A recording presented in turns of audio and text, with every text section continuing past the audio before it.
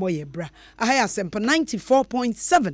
Ene no yebewura agudie anikasem entertainment. Ni nyina ya agrodie eye anikasem ahosepe. Ni nyina ye de bone tofa na ye entertainment.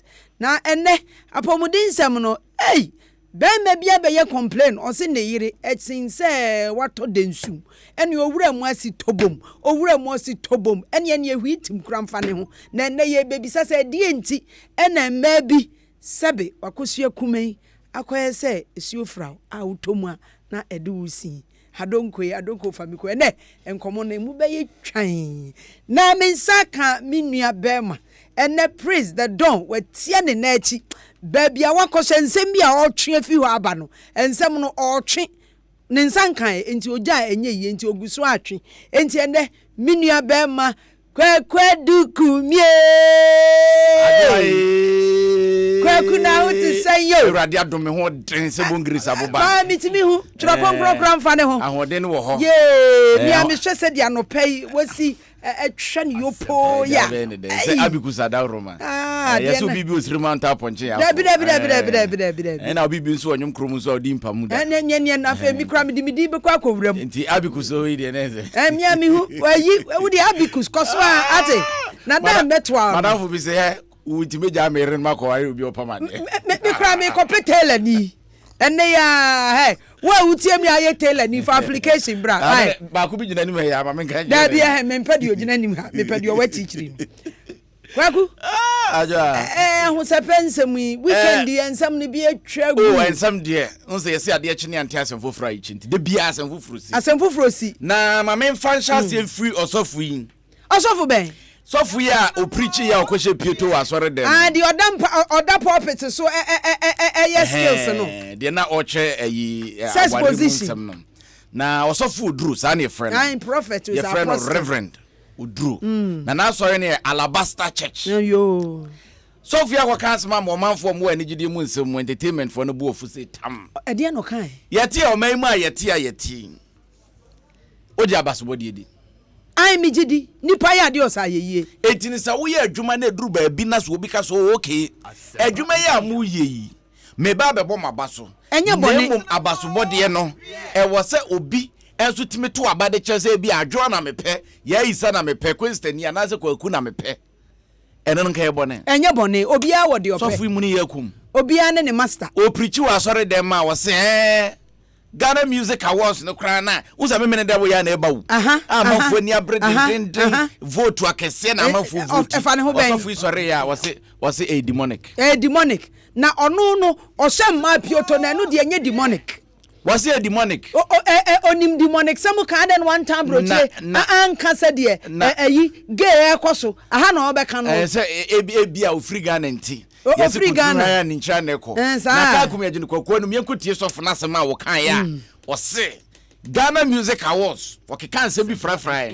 na amafo ahoro no pa me na dawo amafo nya daja ye no adwuma chesenka we fita ni gens kran ko bet se isoro abofo omatwa no yopo pa na de yenkotie asema wo kan ya amafo se akua tawa bo musuo no yenkotie mra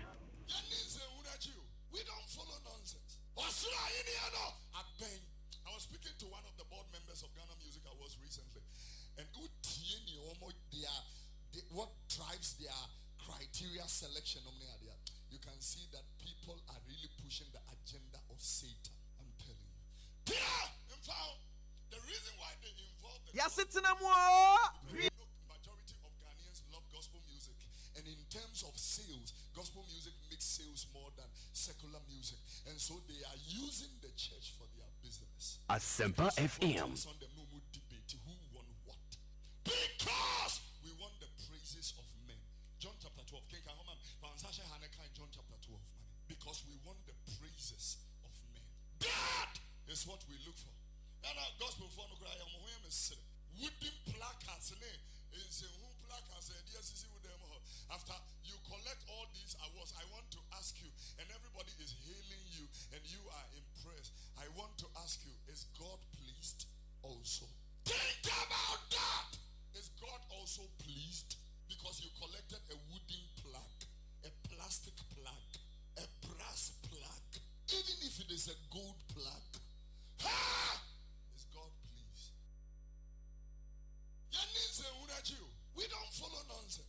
I was speaking to one of the board members of Ghana Music Awards recently, and what drives their criteria selection, you can see that people are really pushing the agenda of Satan. I'm telling you. The reason why they involve the gospel people is because they know majority of Ghanaians love gospel music, and in terms of sales, gospel music makes sales more than secular music, and so they are using the church for their. It's ose award na ye de ma no. A new award. One was 7 hour kana me maintain as a church. Twen ma mimisa. Na some odi kan first question obi say any say. Enam say yen ye pe gospel nti. Omo use it for business. But ma mimisa say and na so for no mo preacher na so mo ye business. Na sorry on the collection. Debut. Yen so seed. Yen tight. Tobo adwa tobo. See a pen crowform with the gospel musicians, the business part. Yeah, gospel musician, gospel. With a yen music, gospel. No, on on us now, can no. Mempesi be deviated. Ye pen crowform with the gospel musicians, your business power with Kruma and Kayasofo. It is a GMA for the gospel musicians. Ebe business Reverend, come again. Omo programs are omo for musicians on Totoso. People come because they love the musicians. Come again. Reverend, come again. They are told me no plaques no. Oka wansem no. Obi anka se wo je plaque they call heaven. Na ono ni preaching no, Nyankopon waje atum. Wo da meba. Obi anka se wo je plaque e they call heaven. E ya de e de hye ni pen kran. So what is wrong about it? Na me try say, my question is, yen cry ye Christopher ye kwa sorry ko bompai. E de na kire say, empire na me boy no osoro so. You see? Ye wani ye di hu. Sa holy. Yen nya twem no. Sa holy. Na so for ye nya twem dodo. O de me ba. Adwa cool it down. There be ensem say na wrestle ni ma na makoma ye bia. Yen 1-1. Sa holier than thou attitude no.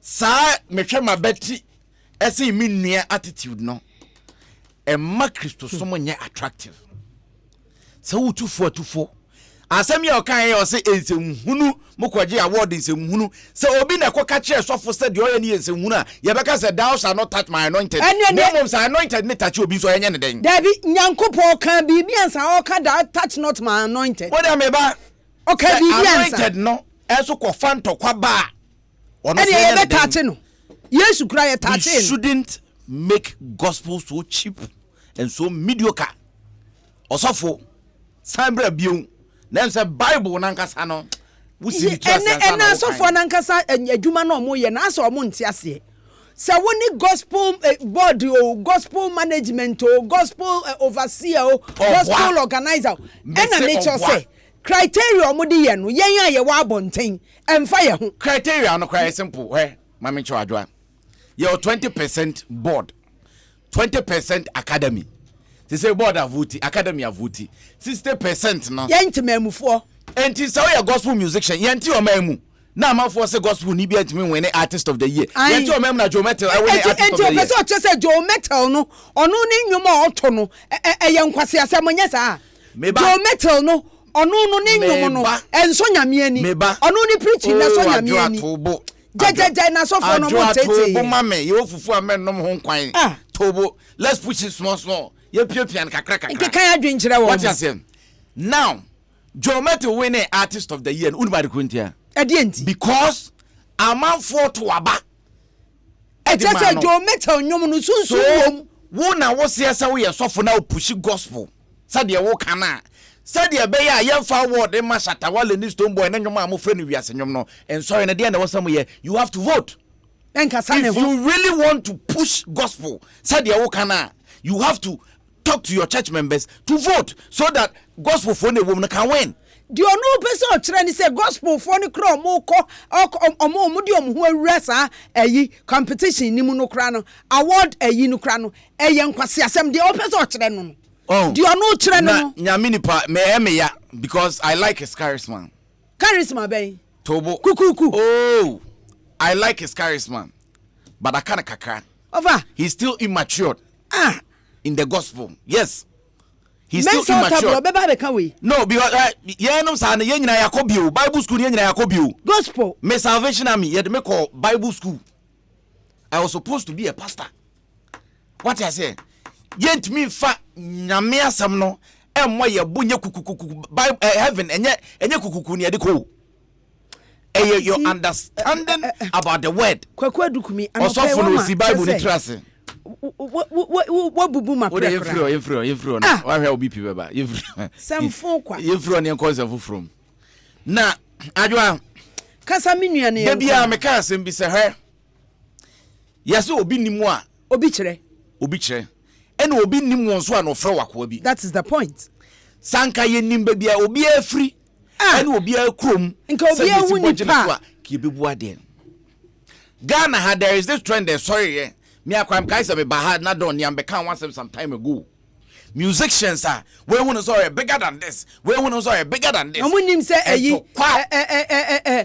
ebi koyanse biba. What you say? And to kwa yes said there bodia anka ponkoto no enka konfuansa me ya no mu refi nana kwame ampadu mu penso sabre nana kwame ampadu awurade enyu papa bi mitimi fa goto nya kwan enyu papa bi na enyu ba ko bi ase owu se mi hu wo ntamanka ma re ho akwawie ye dadada odomu odo kani chese ye to nwum na nyansa wo me de ba kwa na me de pa se manyina ti se mi ni se wakoto eni multimedia ye nwum no multimedia band song na kanya ni se ye band no enwum a ye to ano no e ka go valizi nyabuta na multimedia band nwum na o ya to ni na ba ko so me de pa obra obra ene wara abo obra bibi wom o se me ya bofra no a ye toma medienu na me ho preme se me ye panyin temo na onim se panyin ye di ehun so ye obra wom uso alive it's a computer game but unyine you are faced with the realities of life when the dining bell rings in your pocket na come de wa woni obi akoka chen se come de me no ho na ate se obra no e yo koampa na me ka be si sen de make up be nyina ne se ene akwabo a e de asem bi ba out o se ene ope Ghana ni musician wo yonko musician ope Ghana ni musician kwa ne na ye nwom se de be promote Ghana no enche ho osododo enche ho ono na obe ma udin uko Nigeria obre ne won sia be ye say artists because from Nigeria big artists no omo sheda ne ne collabo se de be on be sa page ne biu na Ghana de enya ni sa ye se kofom Ghana PhD wo kofom no na obi de na kra se ne se PhD fo nko na egu ha so obebua no wo so wa page ne de ene obetwe wase etwetwa nenti Ghana in and now wherever you go Nigerian music is taking the world by storm and people are making money what you say into until see abeka ye ho abom no ebe ye dren se Ghana music beko na wo sho mbeka mo ho abom akwabo akokan ya na amanfo sha ase so mudi na tem e mo ya osofo abrobe se wo mo what you say wo e sha matwom wo yifato na ahonto what you say na ye kan tokwa asem in Ghana music asem bi asia enwanwa asem be no enwanwa foforo asi biom asem foforo asi ne se obeje di se nipa mienu a Ghana ha yeso amote ado anwoma so omo nka bim ba kompeso obere ni yokon we peso obere eye Livingston we dey nye store eche Setekla aka Stone Boy on Charles Mensa Shatta aka Shattawale eti SM Shatta Movement versus Benetton Record and Beam Nation omompre unim so mo prayer we say na me I'll never did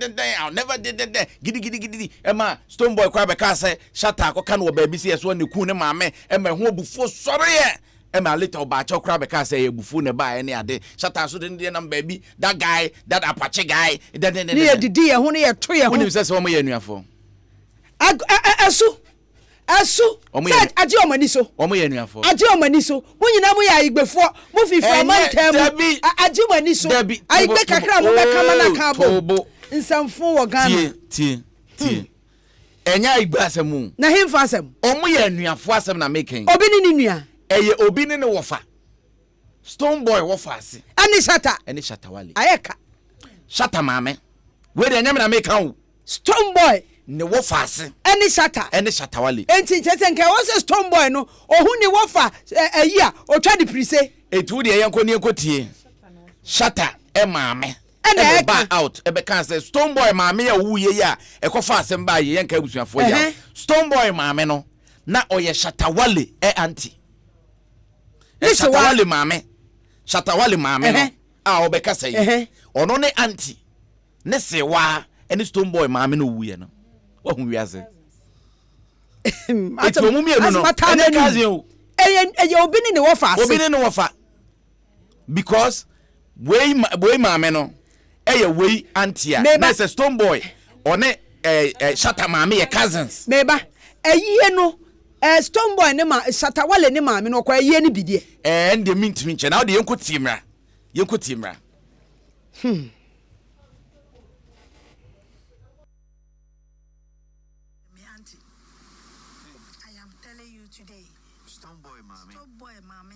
Asempa FM. I am from Ahiabla family. Stone Boy, Niwafa, any Ahiabla, and my grandfather is Ahiabla.